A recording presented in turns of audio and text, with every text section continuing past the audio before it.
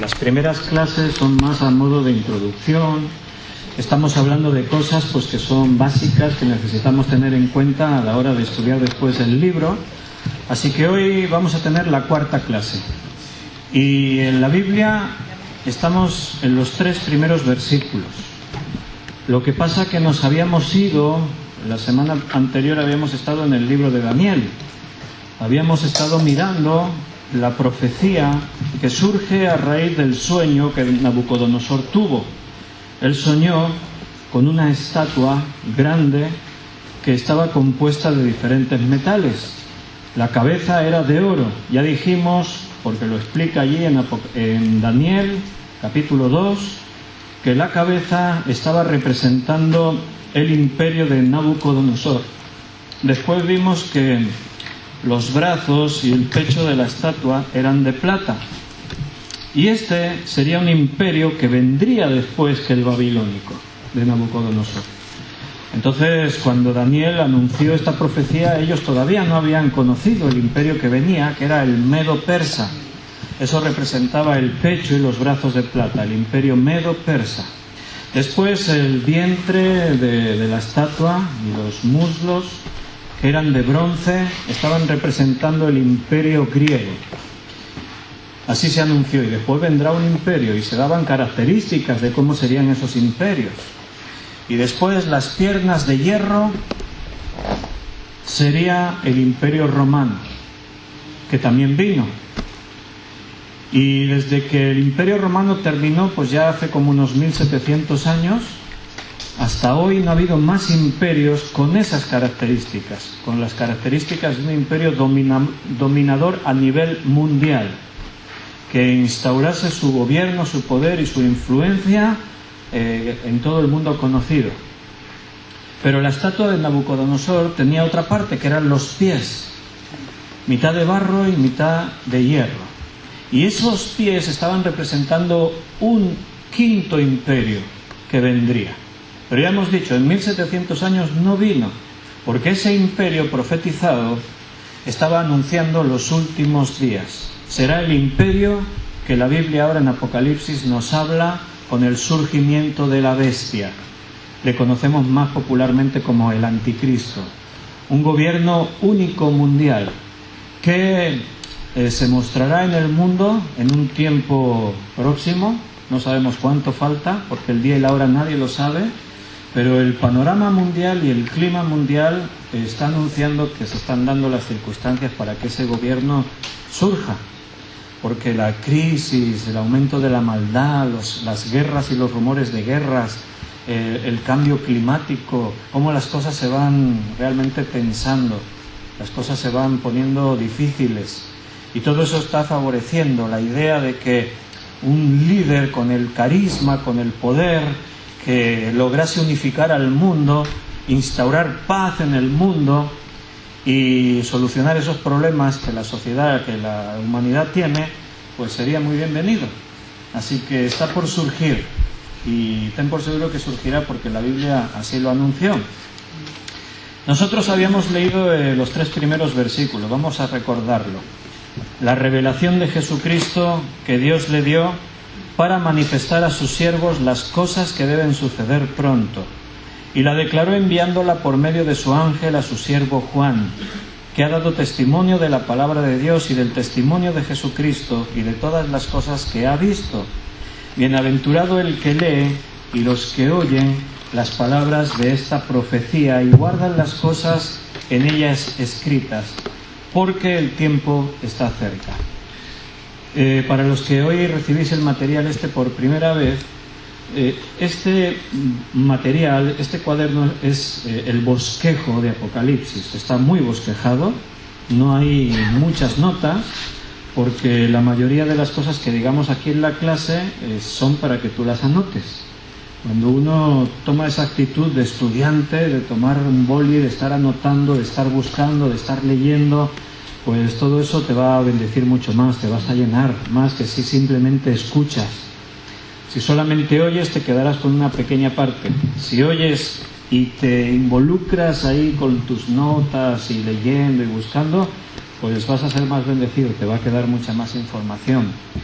También que ya sabéis que se graban los estudios, nos ha fallado estas 2 clases el vídeo por problemas técnicos, pero lo grabamos en audio, igualmente se pasará en formato de vídeo para YouTube, no con imagen, pero sí con una carátula y el sonido, para que los que quieran volver a escuchar o los que no habéis escuchado los 3 primeros estudios, podáis hacerlo. Está en el canal que Raquel tiene y Juan también colabora en YouTube. Sola Escritura Channel se llama, Sola Escritura Channel. Entonces ahí están los 2 primeros estudios de Apocalipsis, falta pasar el tercero la semana pasada y después este. Hay hermanos en Cunit, hay hermanos en Vic, conocidos y otros que no conocemos que escuchan también los estudios. Por eso es importante pues que tener esa visión que el Señor nos está hablando a través de Apocalipsis. Dijimos que este es un libro para la Iglesia, para que podamos vivir confiados, sin temor, sabiendo que todo tiene un propósito. Cuando dice ahí, para manifestar a sus siervos las cosas que deben suceder pronto. Pronto es que para el Señor 1000 años es como un día y un día como 1000 años. Y la urgencia siempre tiene que existir en nosotros. Los creyentes de la primera iglesia podían, si hubiesen tenido el conocimiento de que después de 2000 años aún no iba a venir, pues podrían haberse descuidado. Podrían haber pensado, todavía falta, mira, sabemos que hasta más de 2000 años Él no vendrá. No cal que nos pongamos ahí tan atentos, No, la urgencia es siempre. Porque en cualquier caso que el Señor no venga en 50 años más, bueno, muchos de los que estamos aquí es probable que dentro de 50 años ya no estemos. Entonces, para nosotros es urgente, el Señor viene pronto. Las cosas que deben suceder pronto, no nos podemos dormir. Cuando el apóstol Pablo escribió la primera epístola a los tesalonicenses, él habló de la venida del Señor y dijo que el Señor viene pronto, y los creyentes lo tomaron muy literal y pensaban que venía ya. Ellos vivían de tal manera, creían que el Señor podía llegar cualquiera de aquellos días, hasta tal punto que algunos de los creyentes descuidaron sus obligaciones. Algunos dejaron el trabajo, dijeron, si el Señor viene tan pronto, igual viene la semana que viene, ¿para qué voy a seguir perdiendo el tiempo ahí en la fábrica trabajando, no? Pues ya me preocupo solo en vivir ahí con la iglesia, en predicar el Evangelio. Por eso se dio lugar a escribir la segunda epístola de los tesalonicenses, y allí en esa epístola el apóstol Pablo dijo, Cristo viene, pero antes se tienen que dar algunas circunstancias. Se tiene que manifestar el hijo de perdición, este es la bestia, el anticristo, y tienen que ocurrir cosas. Jesús dio señales para los tiempos del fin, y hoy sí sabemos que esas señales se están cumpliendo. Son señales que siempre ha habido terremotos, siempre ha habido guerras, siempre hubo enfermedades, siempre hubo maldad en la tierra. Pero cuando Jesús dijo que estos serían señales, es porque llegaría un día en que esas cosas alcanzarían un nivel muy notable en cuanto a la abundancia, en cuanto a que eso se iba a extender mucho, y hoy eso está ahí, se está cumpliendo. Así que velemos y seamos sobrios, como dice la palabra, y estudiemos Apocalipsis con propósito, porque es para ti. No es un libro para no creyentes. El que no nació de nuevo no va a entender Apocalipsis. El no convertido, aquel que no tiene el Espíritu Santo, ya muchas partes de la Biblia les va a costar entenderlas, porque dice la propia Biblia que las cosas de Dios son locura a los que se pierden, pero a los que se salvan es poder de Dios. Entonces el que no cree, hay muchas cosas que no las va a entender, pero bueno, el mensaje del Evangelio es para ellos, para que escuchen y entiendan y crean. Pero Apocalipsis es un libro que es difícil de entender para los que no tienen al Espíritu Santo. Para los creyentes a veces es difícil también, pero tú tienes el Espíritu de Dios y tenemos la revelación y tenemos los dones en la iglesia que el Espíritu da para que podamos entenderla. ¿Cuándo se escribió Apocalipsis? Año 95, 96 después de Cristo, cuando Juan estaba exiliado en la isla de Patmos. fue el emperador Domiciano el que lo exilió. 20 años antes, Nerón había incendiado Roma.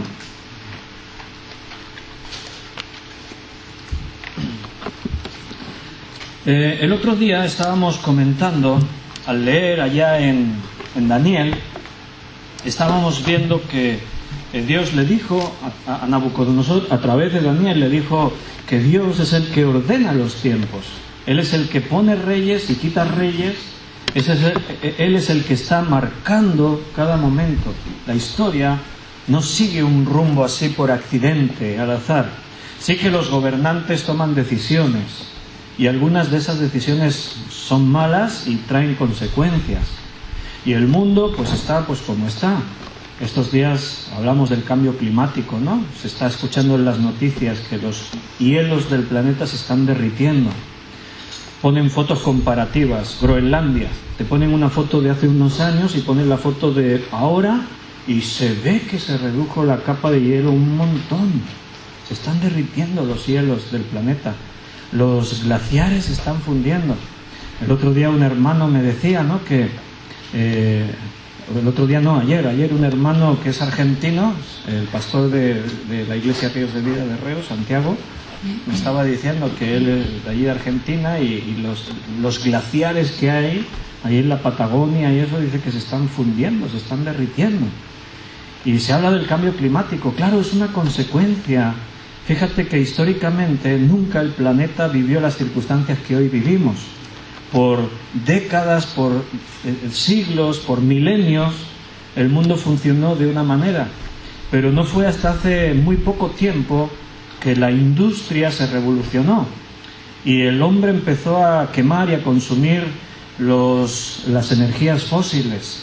Petróleo, mayormente en este tiempo. Antes el carbón fue la estrella, carbón y petróleo. Hoy en día es el petróleo. Pero nunca antes se quemaba petróleo para alimentar máquinas, los coches, la industria, los aviones, los barcos. No se hizo nunca eso. Por milenios el planeta vivía sin ese tipo de energía. Pero desde unos años para acá, 100 años, por decir algo, que empieza a revolucionarse la industria y el carbón y todo, pues es cuando cada año se emiten toneladas y toneladas de contaminantes, de CO2 y de otros gases tóxicos a la atmósfera. Eso tiene un efecto. O sea, no se puede pensar que eso no pasa nada. Tiene un efecto.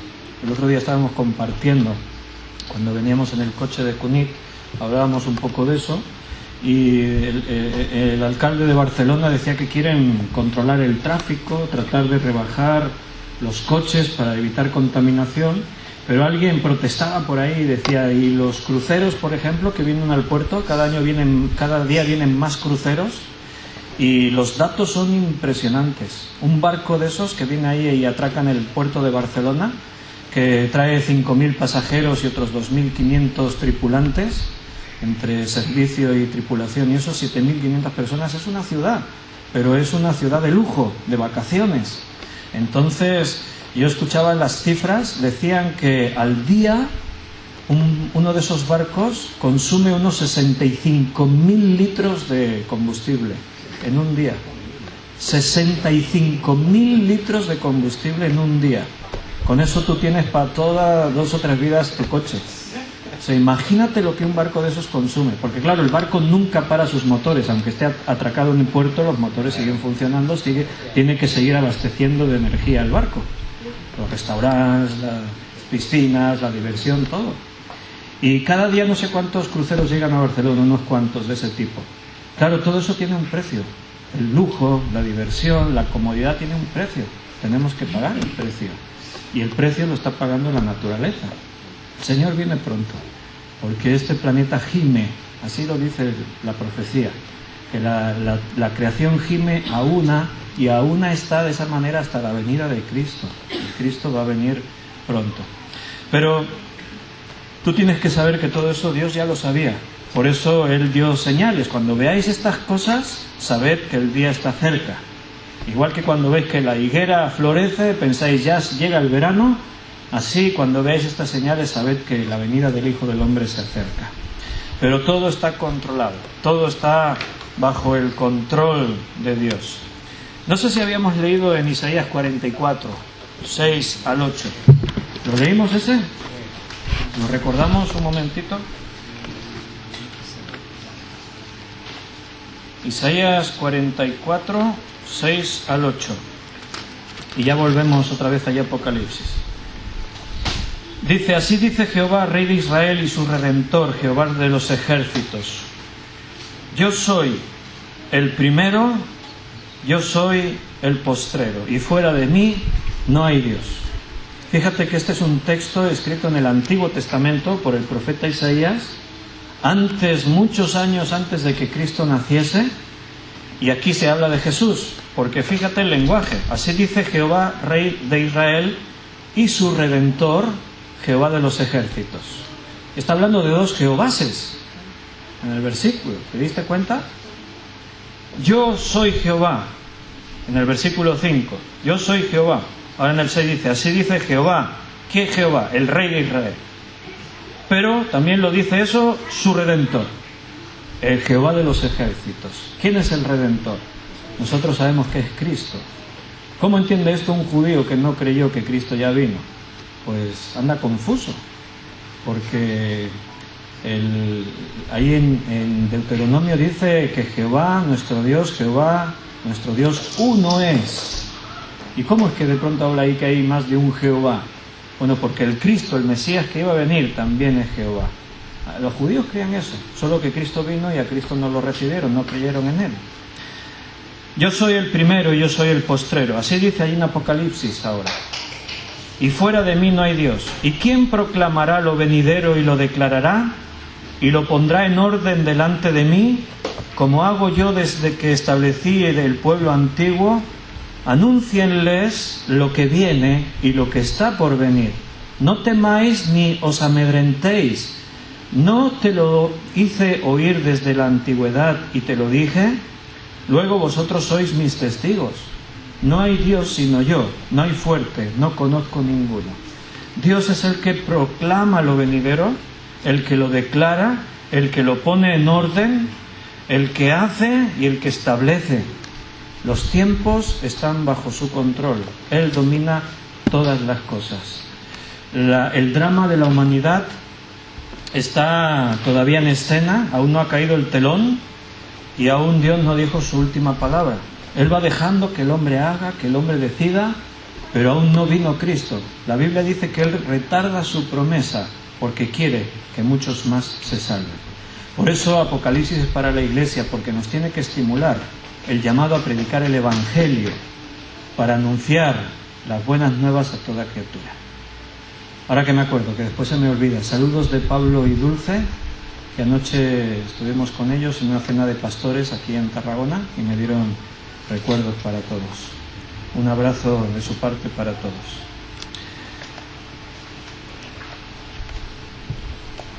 Jesús le da a Juan este mensaje y nos ha llegado a nosotros después de casi 2000 años con la misma actualidad que cuando se escribió, pero con mayor comprensión. Durante muchos años la Iglesia no entendía este mensaje. Hoy lo entendemos un poquito más. Antes de mirar más en Apocalipsis, anótate otro texto, no sé si lo tienes, creo que no, en el material, Segunda de Timoteo 2. Segunda de Timoteo 2, 20 y 21.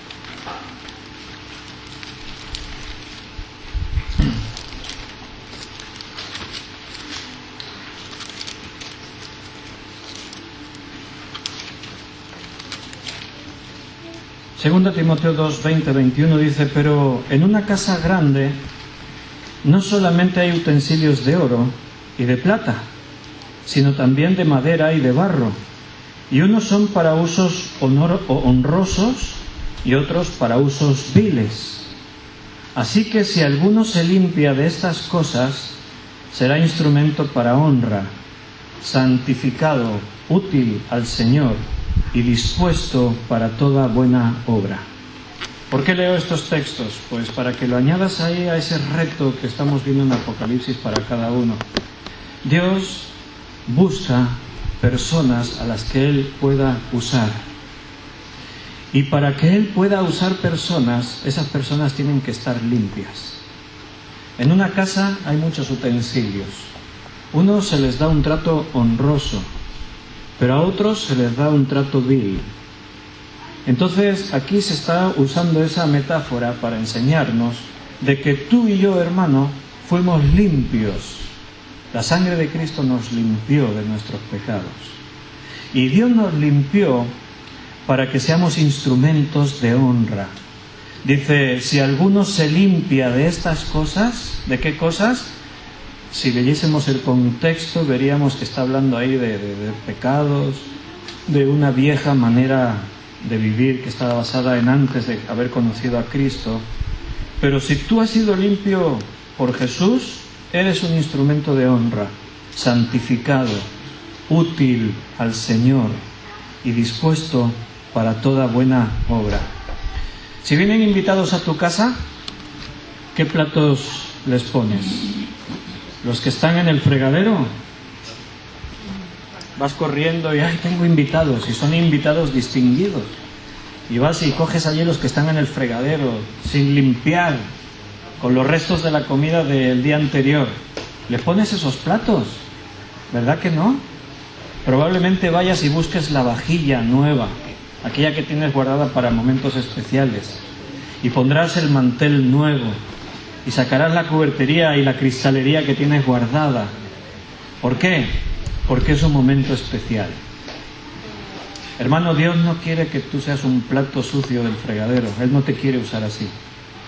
Él te quiere usar como lo que eres, algo santo, apartado del resto del mundo, del pecado, para su servicio.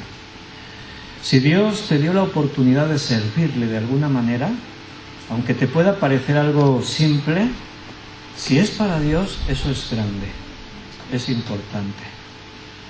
Dios te puede llamar a predicar y puedes decir, ¡oh, qué excelencia! Un predicador.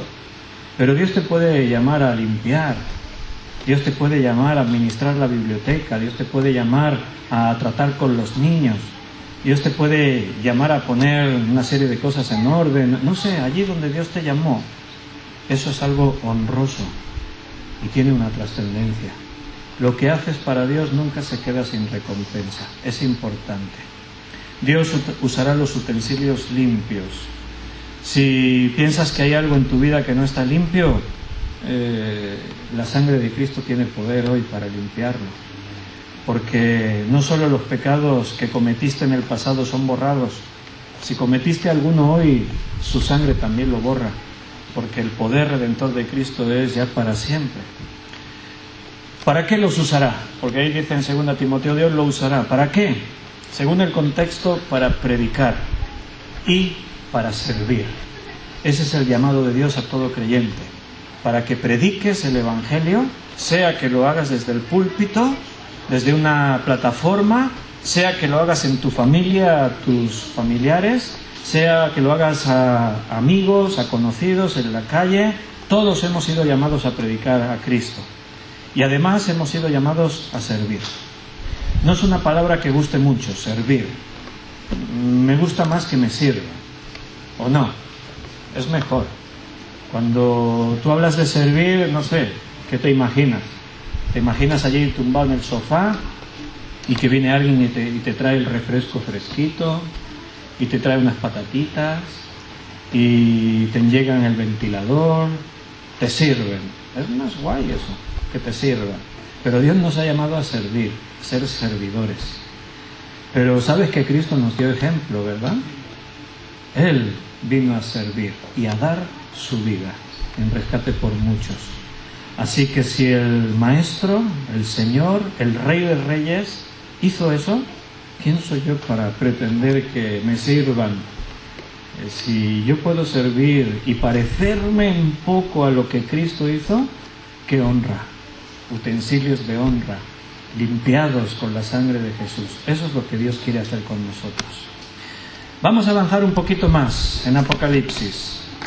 Estamos ahí en el capítulo 1 y habíamos leído hasta el versículo 3. Ahora vamos a leer unos poquitos más.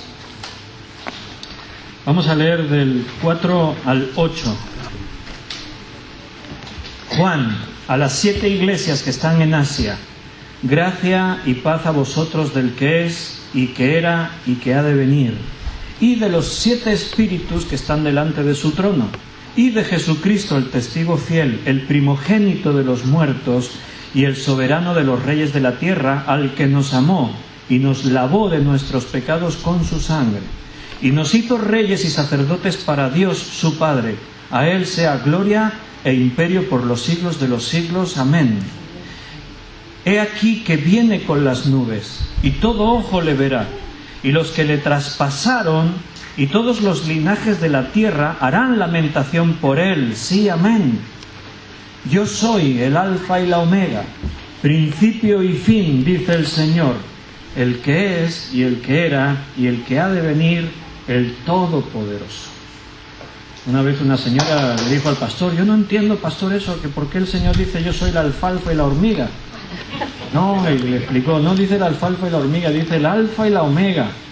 Y ves a la óptica y que te cambien las dioptrías. Pues. El Señor es el principio y el fin. ¿Te acuerdas que lo acabamos de leer en Isaías? Así dice Jehová, el Redentor: yo soy el primero y soy el postrero. Aquí dice: yo soy el alfa y la omega. El alfa es la primera letra del alfabeto griego, la omega es la última letra, el principio y el fin. Lo que está diciendo que Cristo es eterno, no tiene ni principio ni tiene final. Juan a las 7 iglesias, hemos leído en el versículo 4. 7 iglesias. Un poquito más adelante dice los 7 espíritus. Nos vamos a dar cuenta que el número 7 se repite muchas veces en el Apocalipsis. 7 espíritus, 7 iglesias, 7 trompetas, 7 sellos, 7 copas, 7 cuernos, 7, 7, 7. Se repite muchas veces el número 7. Hay una cosa que los judíos tienen, una ciencia que ellos estudian, que es la cábala. La cábala judía. ¿Qué quiere decir eso? La cábala es el estudio de los números. O sea, los judíos se toman muy en serio que cada número tiene un significado, tiene una enseñanza. Y es verdad, en la Biblia vemos que los números tienen una enseñanza. No nos vamos a ir al extremo judío de hacer de eso una ciencia. Y en el mundo eso también existe. La cábala se aplica en muchas ciencias, en algunos movimientos también esotéricos, nueva era, y eso pues se utiliza el significado de los números, atribuyéndoles poderes y otras cosas. La Biblia muestra que los números tienen una enseñanza, significan algo, pero no más allá, no tienen nada mágico. Simplemente que hay una parte que es didáctica, tiene una enseñanza. Por ejemplo, el 7. 7 espíritus, 7 iglesias, 7 sellos, 7 trompetas, 7 copas, 7 cuernos, 7... ¿Por qué tantos 7? ¿Qué significa el 7 en la Biblia? El 7 en la Biblia significa algo completo, lo perfecto, lo finalizado, a lo que no se le puede añadir nada más. Por eso dice la Escritura que 7 veces cae el justo y 7 veces se levanta. Lo que la Biblia quiere hacer es dar una enseñanza, no decir que si tú eres justo te caes 7 veces y 7 te levantas, la octava ya no te levantas. No, no quiere decir eso. El 7 aparece ahí como algo completo. O sea, lo que quiere decir es que no importa las veces que te caigas, te vas a volver a levantar, porque Cristo te justificó. Cuando te acuerdas que una vez el apóstol Pedro se acerca a Jesús y le pregunta: Señor, ¿cuántas veces te perdonaré a mi hermano? 7, le dijo. ¿Sabes lo que había hecho Pedro? Estaba utilizando el número perfecto, porque la enseñanza judía decía, los rabinos, los maestros decían que debes perdonar a tu hermano 3 veces. Entonces Pedro dobló la cifra, 3 más 3, 6, y le añadió 1, 7, ya lo perfecto. ¿Cuántas veces perdonaré a mi hermano? 7. Y no sé si esperaba que Jesús le felicitara, le dijera: oh, Pedro, qué fe, ¿no? Qué buen pensamiento tienes, felicidades. ¿Qué le dijo Jesús? No te digo 7, sino 70 veces 7. Olvídate. Si el 7 es la perfección, ya 70 veces 7, lo que Jesús quería decir, las veces que haga falta, hasta el infinito y más allá. O sea, perdónale 1 millón, 2 millones, 20 millones, y si me la ha jugado 100 millones, perdónale. Dios tiene la capacidad de perdonar todo y las veces que haga falta. ¿Cuántas veces te ha perdonado Dios? Desde que le conociste, los que lleváis muchos años de creyentes. Si pudiésemos contar todas las veces que Dios nos perdonó, no se puede contar. ¿Y puedo saber si Dios me perdonará mañana? Te lo aseguro. Dios te volverá a perdonar si fallas. Por eso, eso en lugar de llevarnos a pensar, pues voy a vivir como quiera, ya que Dios me va a perdonar, produce un efecto totalmente contrario. A mí me produce el estímulo de decir, pues, Señor, no quiero ofenderte más. ¿Me amas tanto? ¿Y yo vivo todavía ofendiéndote? Señor, quiero ser íntegro para ti, quiero ser lo que tú quieres que yo sea, vivir sin pecado en nuestra vida. La Cábala es una de las principales corrientes místicas de la vida judía. Ellos estudian un árbol, ellos le llaman el árbol de la vida. Ese árbol es un dibujo gráfico, es un árbol que tiene 10 esferas. Esos le llaman el sefirot, esas 10 esferas en hebreo, y en esas 10 esferas hay 22 senderos. Cada uno de esos senderos son estados que acercan al judío a una mayor comprensión acerca de Dios. Y ese árbol de la vida, al final lo que representa es un mapa de la creación, y a ellos le dan mucha importancia a todo eso. Y entonces ahí tienen... la Cábala forma parte de todo eso, el significado de los números y todo eso. Ellos dicen que ese es un conocimiento superior. Ellos dicen que Dios, esa ciencia se la enseñó a Adán la primera vez, y que por tradición Adán se la enseñó a sus hijos, se la enseñó a Set, y así se fue extendiendo. Abraham recibió la enseñanza del árbol de la vida, de esa ciencia mística de la Cábala, y también dicen que Moisés la recibió en el propio Sinaí, de parte de Dios. Bueno, ¿qué de cierto hay en todo eso? No sé, pero no me preocupa, porque en ningún caso, ninguna ciencia que no forme parte de la Biblia puede ocupar nunca la posición que la Biblia tiene. Tú vas a ver que esto es la palabra de Dios. Creemos que es la palabra inspirada de Dios dada a cada uno de nosotros. No es un libro cualquiera. Es Dios hablándote. Es una palabra viva. Así dice la Biblia de sí misma. Toda escritura es inspirada por Dios y útil para enseñar, para corregir, para instruir, para redarguir, para... También dice la Biblia de sí misma que es una palabra viva y eficaz. No es una palabra muerta. Esto tiene vida. Es poderosa. Jesús dijo, tu palabra es verdad, hablando con el Padre. Jesús dijo, escudriñad las Escrituras. El apóstol Pablo le decía a Timoteo, predica la palabra, insta a tiempo y fuera de tiempo. Dios le dijo a su pueblo, fuisteis llevados cautivos porque ignorasteis la palabra, porque no teníais conocimiento de la palabra.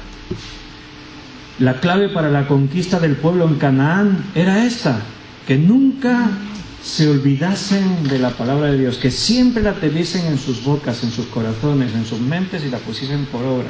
Entonces iban a triunfar. Entonces la Biblia no se puede sustituir por nada, es única.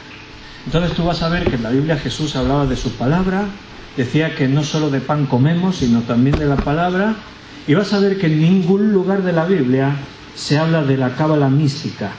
No se habla en ningún sitio aquí del árbol de la vida. No dice que Moisés lo recibió en el Sinaí.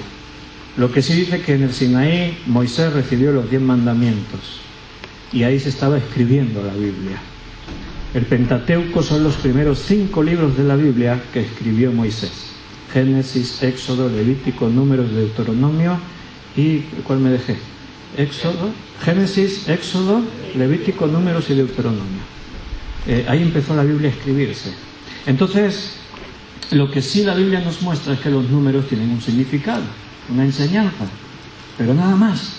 No vamos a ir a buscar que si coincide este número con no sé qué y este versículo, y si cuento 4 hacia abajo y lo mezclo con este, me va a dar un mensaje secreto. Ahí se escribió un libro que se titulaba El Código Secreto de la Biblia. ¿Lo conocéis? ¿Verdad que sí, algunos? Y creo que se escribieron algún otro volumen más adelante. Entonces, ¿qué hablaba ese libro? Bueno, decía que la Biblia contiene un código secreto, un código oculto. Entre el mensaje que tú entiendes hay otro que está oculto. ¿Cómo se saca? Pues usando los números. Si tú cuentas las letras de cada estrofa y cada décima letra la tomas aparte, te va a formar una palabra, una frase, un mensaje. Si tú coges en diagonal o en horizontal o en vertical o en no sé qué, o tú sacas de aquí y de allá y claro, al final van apareciendo mensajes. ¿Será verdad? No lo sé, ni me importa, te vuelvo a decir lo de antes. ¿Por qué? Porque tenemos un mensaje muy claro para cada uno de nosotros y ese es el que tienes que obedecer. Ahora, la palabra de Dios es inmensa, es infinita. ¿Que puede haber un mensaje por ahí? Puede ser. Pero Dios no ha querido dejar un mensaje oculto. Él ha querido dejar su mensaje a la luz de todos, para que todo aquel que quiera pueda creer. Es un mensaje que pueden entender los niños. A veces los mayores les cuesta más de entenderlo. Si no os hacéis como niños, no entraréis en el reino de los cielos. Tienes que recibirlo así, con la sencillez de un niño, con fe. Si tu papá celestial te dice esto, recíbelo. No, y los mayores, no, porque no es tan fácil, porque tiene que ser así, No te compliques. El mensaje del Evangelio es sencillo, es asequible para todos. Después sí hay profundidad. Ahora estamos profundizando en el Apocalipsis. Estamos haciendo lo que Jesús dijo: escudriñad, cavad hondo en las Escrituras. Ahora estamos haciendo eso. Porque para madurar necesitas alimentarte, cavar hondo. Y ahí estamos cavando hondo. Pero bueno, así a título informativo, pues es interesante pues que conozcas algunas cosas en cuanto a todo esto de la cábala y todo eso. Por un lado, para que tengas el conocimiento de lo que es, y por otra parte, para que entendamos que los números en la Biblia significan algo, sin irnos al extremo de la ciencia judía, pero sí reconocer que el 12 quiere decir algo. En Apocalipsis aparece el 12 por todas partes, igual que el 7, y el 40 tiene un significado en la Biblia, igual que lo tiene el 3, o lo tiene el número 1, o lo tiene el 6, y ya vamos a ver un poquito más de eso. Dentro de la cábala, los judíos evidentemente tienen unas reglas a la hora de tratar de ver el significado de los números. Entonces, ellos tienen 4 principios dentro de la cábala. Uno es las reglas para descifrar el sentido oculto de los textos de la Biblia. Ese es un punto que ellos tienen dentro de su cábala. Lo que ellos hacen es que colocan unas palabras o textos encima de otros de diferentes versículos y de esa forma surgen mensajes nuevos. Otra cosa que ellos tienen dentro de la cábala es la gematría. La gematría es que ellos le dan un valor numérico a cada letra. Cada letra hebrea tiene un valor numérico. Entonces ellos cuentan las palabras. Por ejemplo, Yeshua pues tendrá un valor numérico. Entonces, sumando cada letra, pues da un número total. Jehová tiene un valor numérico. Jehová en hebreo se escribe con 4 palabras, lo que se conoce como el tetragramatón. Es una Y, una H, una W y una Y. No tienen vocales. De ahí la dificultad a veces que tenían los occidentales a la hora de traducir el nombre de Dios, porque el judío no lo pronunciaba, era sagrado para él. Y de ahí que hay diferentes formas: Yahvé, Jehová, y ahí está, ¿no? Entonces, por ejemplo, en Génesis 49:10, te voy a poner un ejemplo de lo que cómo aplican la gematría. En Génesis 49:10, el versículo está hablando del Mesías. Es una profecía mesiánica. Ahí se habla del Mesías, se le llama como Silot. Vamos a leerlo. Génesis 49:10. Dice: no será quitado el cetro de Judá, ni el legislador de entre sus pies, hasta que venga Silot, y a él se le congregarán los pueblos. Entonces aquí Silot es el Mesías. Es una profecía de que el Mesías vendrá.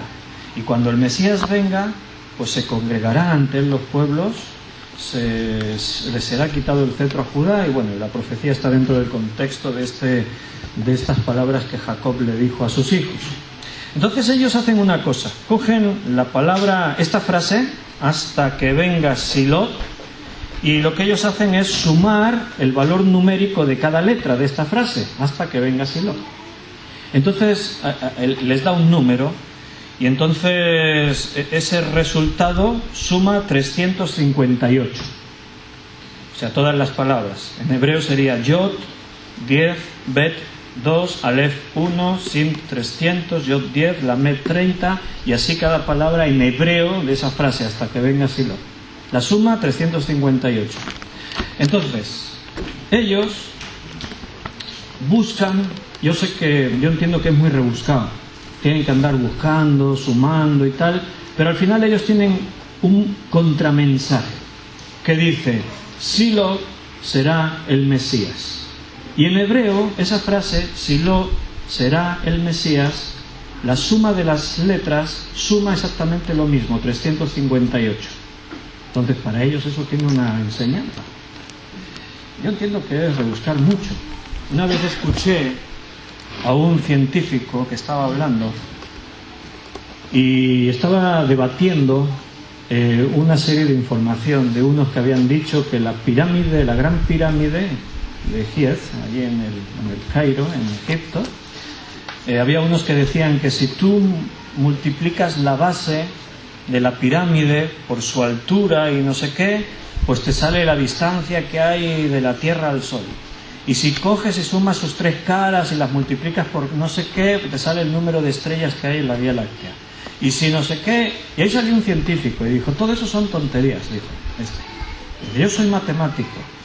Dice: yo te cojo una cabina telefónica y de las medidas que tiene una cabina telefónica, haciendo operaciones matemáticas, y multiplico la base por la altura y saco la raíz cuadrada y lo sumo a no sé qué, no sé cuántos, te puedo dar la cifra que tú quieras. Desde la edad que tenía tu abuelita a la distancia en kilómetros que hay de la ciudad al pueblo, y si quieres te saco la distancia que hay a la Luna y los planetas que hay en la galaxia. Dice: eso son tonterías, no hay ningún misterio en la Gran Pirámide. Tú puedes rebuscar y rebuscar. De alguna forma yo entiendo que en la cábala judía pasa eso.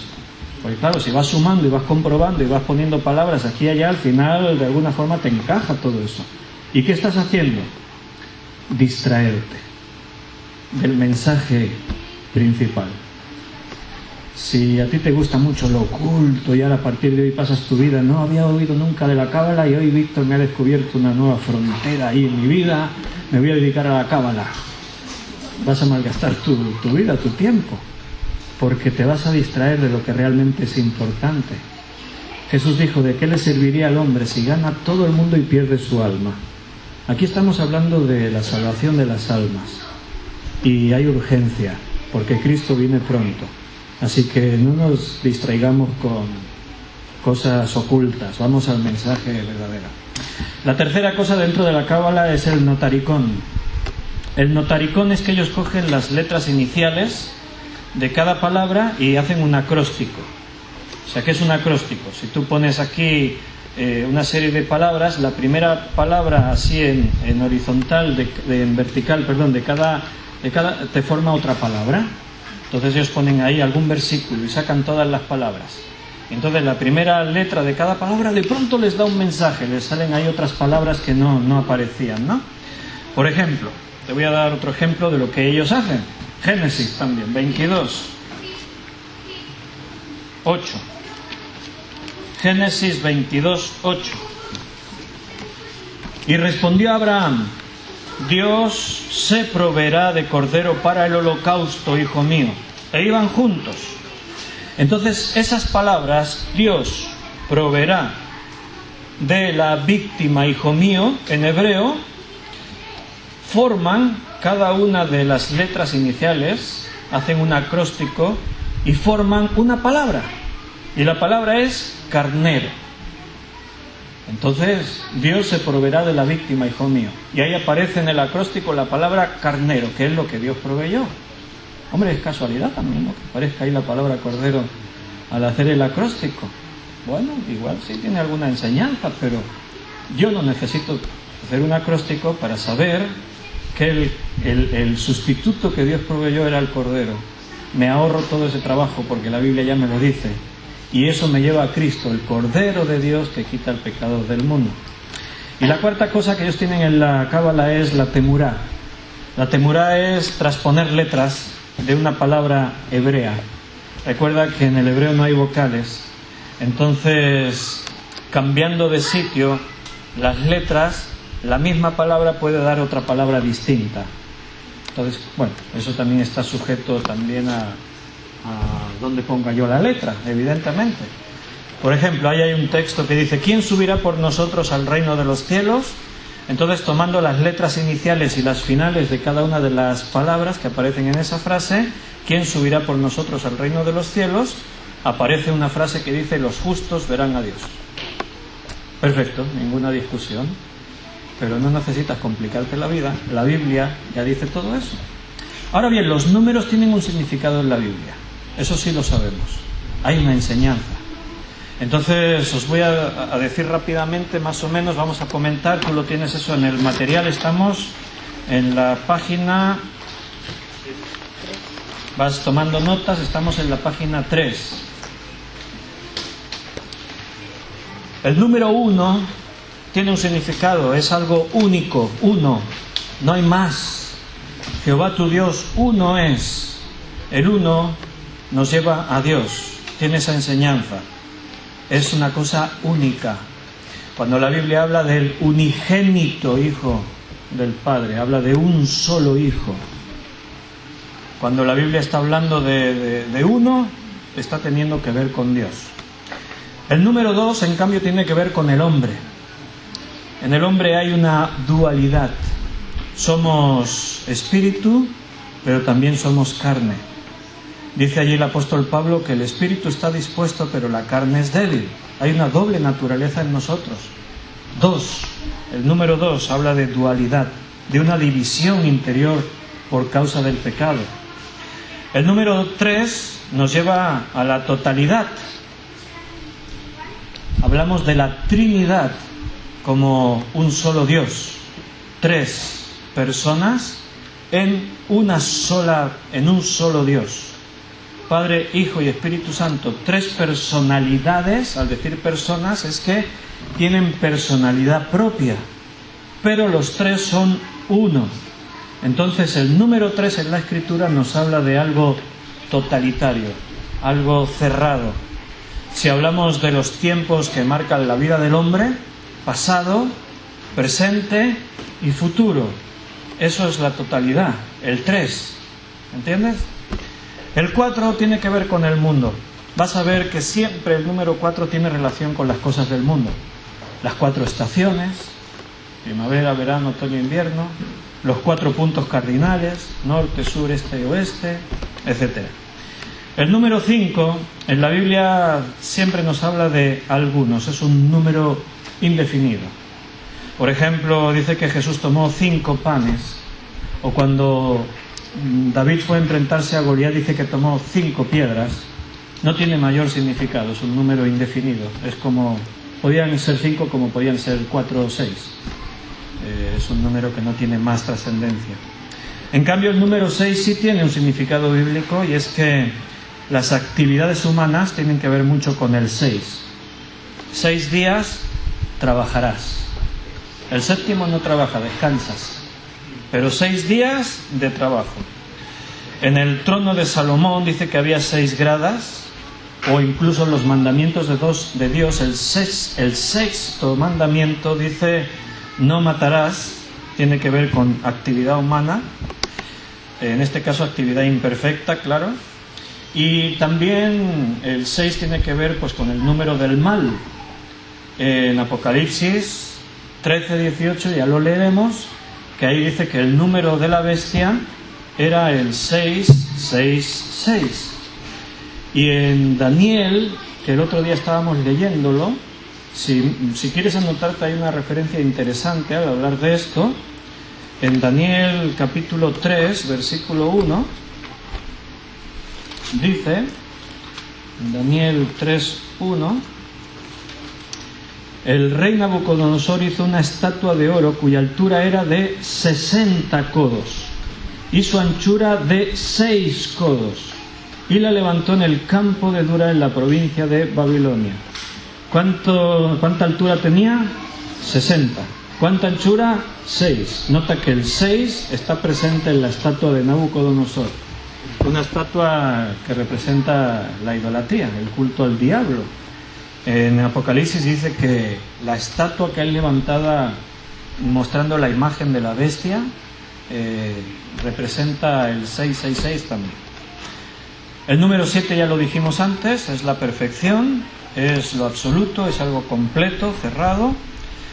Algunos números no tienen mayor significado en la Biblia, por eso no los comentamos. Saltamos al 10, el 10 sí tiene un significado en la Biblia, nos sirve para recordar cosas, por ejemplo, los 10 mandamientos, o fueron 10 las plagas que vinieron sobre Egipto. El pueblo de Israel recordaba esas 10 plagas que con poder Dios los libró de la esclavitud. Incluso en nuestras manos, ¿cuántos dedos hay? 10. Espérate que cuento. Y usas tus dedos cuántas veces para recordar algo, ¿no? También hubo 10 antepasados entre Adán y Noé, y podríamos seguir viendo así algunos detalles curiosos e interesantes. Pero el número 12, ese sí es importante en Apocalipsis, porque el número 12 es el número de la elección, es el número de los redimidos de Dios.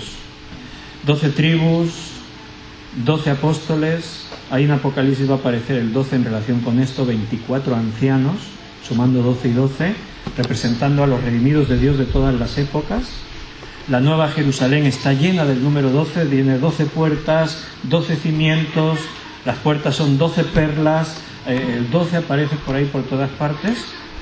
Pero si sigues mirando en la Biblia, hablando de los redimidos o el 12 como elección, vas a ver que hay 12 profetas menores, vas a ver que Jesús habló de 12 legiones de ángeles, o incluso el árbol de la vida, en Apocalipsis ya casi al final habla de que ese árbol daba 12 frutos.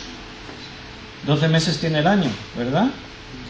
Y en Apocalipsis también aparece una mujer, que ya os adelanto que representa a la iglesia, y dice que tenía una corona con 12 estrellas. Está refiriéndose también a los creyentes, etcétera, etcétera. El número 40 también tiene un significado bíblico. El número 40 siempre habla de cambio. Hay un 40 antes de un gran cambio. Por ejemplo, ¿cuánto duró el diluvio? 40 días, 40 noches. ¿Cuántos días anduvo por allí Moisés en el Sinaí? 40 días. Y ayunó 40 días. Elías también peregrinó y ayunó 40 días. ¿Y cuántos días se fue de Jesús al desierto a ser tentado? 40 días. Entonces nota que el 40 siempre habla de un gran cambio. Es un momento decisivo. El primer mensaje de Jesús después de su resurrección, Él dijo: gracia y paz a vosotros.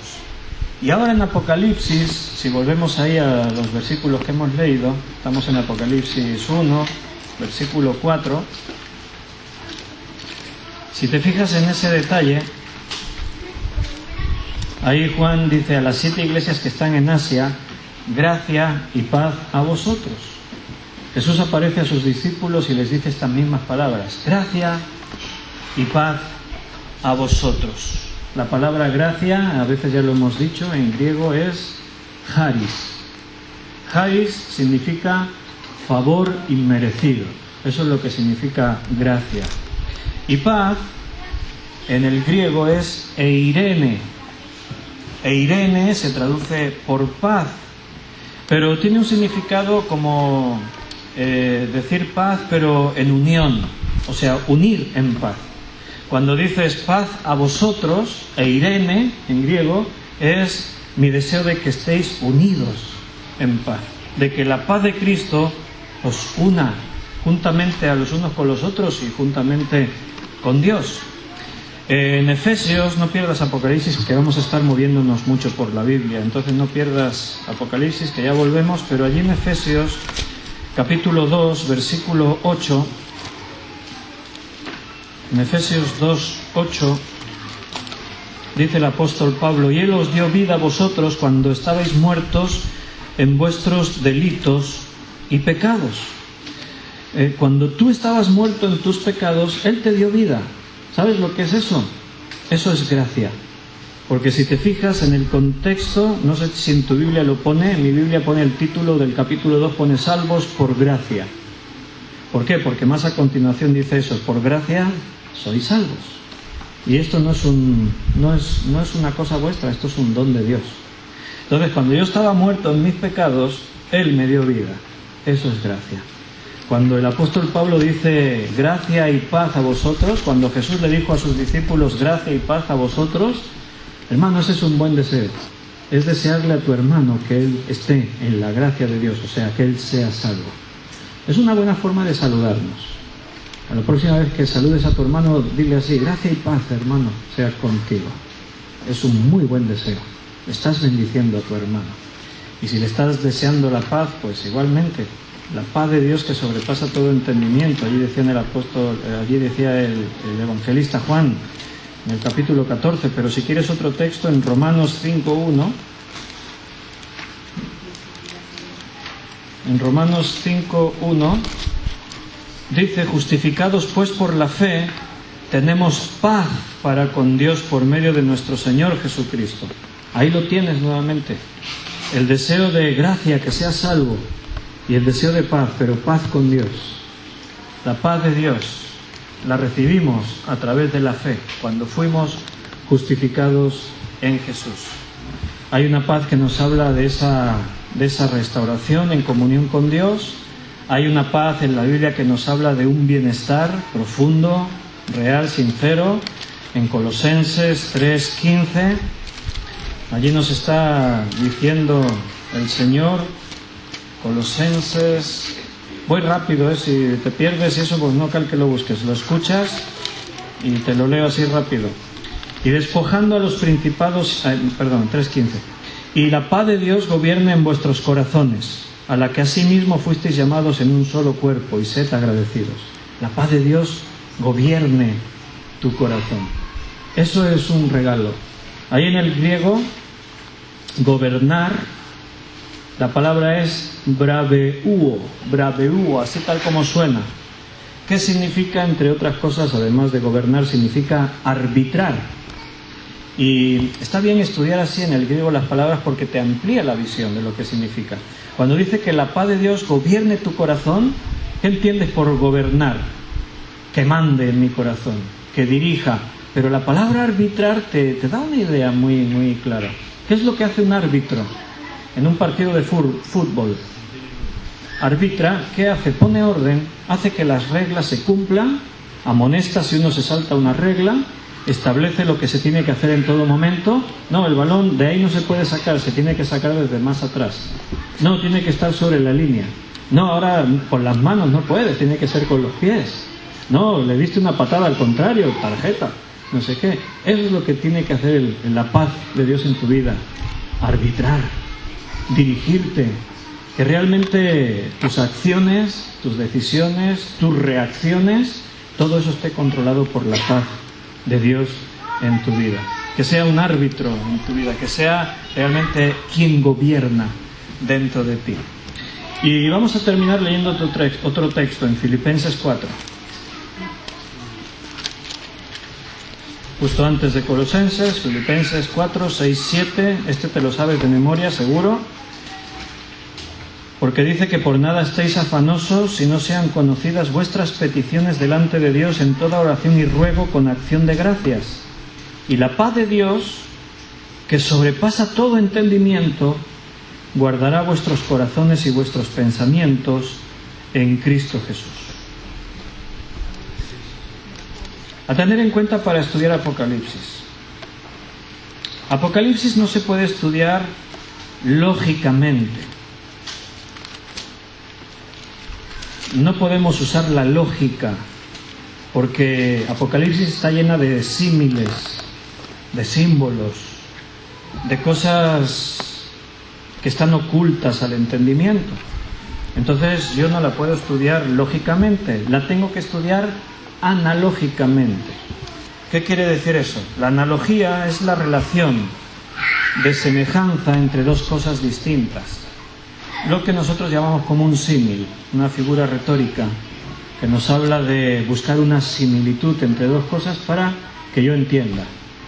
Si yo no he visto nunca algo, yo para darte una idea de lo que es, voy a usar algo que tú hayas visto y que se le parezca. Entonces te diré, eso se parece a esto otro. Y entonces tú te haces una idea. Pero no es lo mismo. No es que es igual. No, se parece. Entonces te lo estoy mostrando como un símil para que te hagas una idea. Pero no lo tomes literal. Es una idea. Entonces Apocalipsis nos marca esa pauta de dificultad. Yo siempre estoy dispuesto a entender las cosas con la lógica. Si yo te pregunto cuánto es 2 por 2, tú dices, uy, qué matemáticos, 4, 2 más 2, 4, 3 más 3, 6. Pero en la Biblia no es así. En la Biblia no siempre 2 más 2 son 4. La Biblia muchas veces es ilógica para nuestra mente lógica. Por eso antes citábamos que las cosas de Dios a veces son locura para el hombre. El apóstol Pablo hablaba de la locura de la predicación de la cruz. Tú ponte en escena cuando la cruz de Cristo se predicaba, en los primeros tiempos. La cruz era un lugar de tortura y de ejecución. Y de pronto la cruz se convierte en una predicación para los cristianos. La gente que no creía no lo entendía, era una locura. Hoy en día los cristianos a veces nos ponemos una crucecita aquí, ¿no? De oro, de plata, una cruz. Y es muy normal para nosotros llevar una cruz, porque tiene un significado. Pero si tú te vas al primer siglo de la Iglesia y te paseas por las calles de Jerusalén, o te vas a las calles de Corinto, o te vas a las calles de Éfeso y vas paseando con una cruz aquí, te habrían mirado bien raro. Porque sería como si te colgases aquí una silla eléctrica, o una guillotina, o el garrote que se usaba en España para matar a la gente. La cruz era un lugar de tortura, de muerte, donde morían los criminales, los asesinos, los malditos. Y de pronto empezamos a predicar la cruz de Cristo. Y decimos, mi Señor murió en una cruz. La gente, los griegos, los judíos, no entendían. Decían, eso es una locura. ¿Que tu Dios murió en una cruz? Eso es cosa de locos. ¿Quién puede entender eso? Eso es una locura. Y eso es lo que predicaban los primeros cristianos. Entonces recuerda, en la Biblia no podemos usar la lógica siempre. Más bien la analogía. Comparar la Escritura con la Escritura. Buscar una comparación para tener luz y entender. Dice en Juan capítulo 2, dice que muchos creyeron en él. Así dice allí. Y muchos creyeron en él.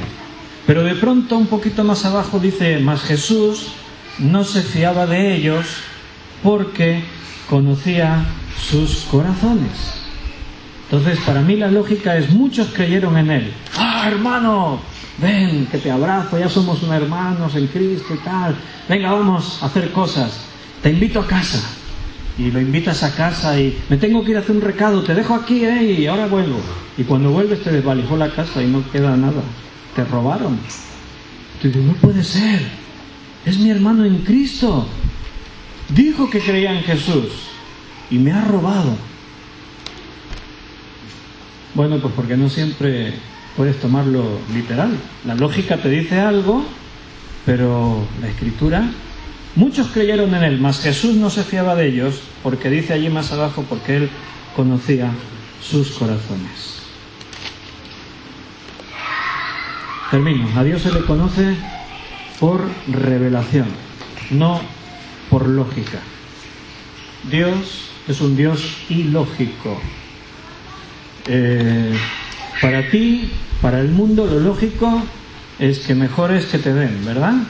¿Te gustaría dar 100 euros o que te den 100 euros? Que me los den.